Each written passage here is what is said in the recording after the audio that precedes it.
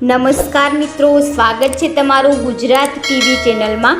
મિત્રો, આજે આપણે વાત કરવાના છીએ કયા વિસ્તારમાં કેટલો વરસાદ પડ્યો છે અને આગામી દિવસોમાં વરસાદની આગાહી વિશેની। તો મિત્રો, દેશના મોટાભાગના રાજ્યોમાં ભારે વરસાદ પડી રહ્યો છે, જ્યારે ઉત્તર પૂર્વના રાજ્યોમાં ભારે વરસાદના કારણે જનજીવન અસ્તવ્યસ્ત થઈ ગયું છે।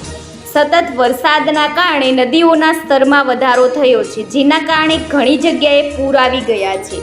હવામાન વિભાગના જણાવ્યા મુજબ ભારે વરસાદની ચેતવણી આપવામાં આવી છે। આગામી 5 દિવસ કેવો વરસાદ રહેશે તે જણાવવામાં આવ્યું છે। રાજ્યના ઘણા વિસ્તારોમાં મધ્યમ વરસાદ પડી શકે છે। તો મિત્રો, દક્ષિણ પશ્ચિમ ચોમાસું એક્ટિવ થતાં રાજસ્થાનના વિવિધ જિલ્લાઓમાં ધોધમાર વરસાદ પડી રહ્યો છે। જેમાં વાત કરીએ તો ટોંક, પાલી, બુંદી અને ભીલવાડામાં અનેક સ્થળો પર છેલ્લા 24 કલાકમાં ભારે વરસાદ થયો છે।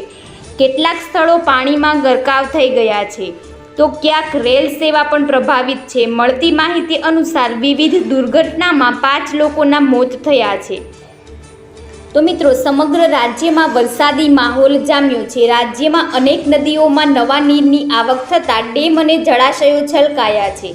બનાસકાંઠા જિલ્લામાં વરસાદ વરસ્યો છે, જેના કારણે અંબાજીની આસપાસ નદી નાળામાં વહેતા થયા છે, તેમજ ઉપરવાસમાં વરસાદથી નદીઓમાં નવા નીરની આવક થઈ છે।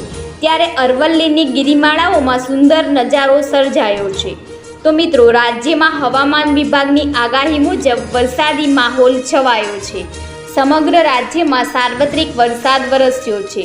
સુરત જિલ્લામાં પણ ભારે વરસાદ વરસ્યો છે, ત્યારે ઉપરવાસમાં ભારે વરસાદથી તાપી નદીમાં નવા નીરની આવક થઈ છે। તાપી નદીમાં પણ કોઝવેની સપાટી 6.88 મીટર પર પહોંચી છે, તેમજ ઉકાઈ ડેમની જળ સપાટી 333 ફૂટે પહોંચી છે। તો મિત્રો, આ બાજુ હવામાન નિષ્ણાંત અંબાલાલ પટેલની આગાહી સામે આવી છે, જેમાં આગામી 5 દિવસ હળવા વરસાદની આગાહી કરવામાં આવી છે। તેમાં 11 ઓગસ્ટ આસપાસ વરસાદી સિસ્ટમ બનશે અને ઉત્તર મધ્ય અને દક્ષિણ ગુજરાતમાં વરસાદની આગાહી કરવામાં આવી છે। તો સૌરાષ્ટ્રમાં પણ હળવા વરસાદની આગાહી છે, તેમજ 13 થી 15 ઓગસ્ટ મહારાષ્ટ્ર તરફ વરસાદી ટ્રફ બનશે।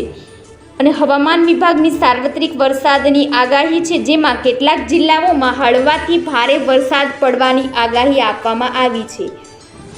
અત્યારે રાજ્યમાં માત્ર એક જ વરસાદી સિસ્ટમ સક્રિય થઈ છે, જેમાં નવસારી, વલસાડ, દમણ, બનાસકાંઠા, સાબરકાંઠા અને દાદરાનગર હવેલીમાં ભારે વરસાદની આગાહી કરવામાં આવી છે, તેમજ અમદાવાદ અને ગાંધીનગરમાં મધ્યમ વરસાદની આગાહી કરવામાં આવી છે।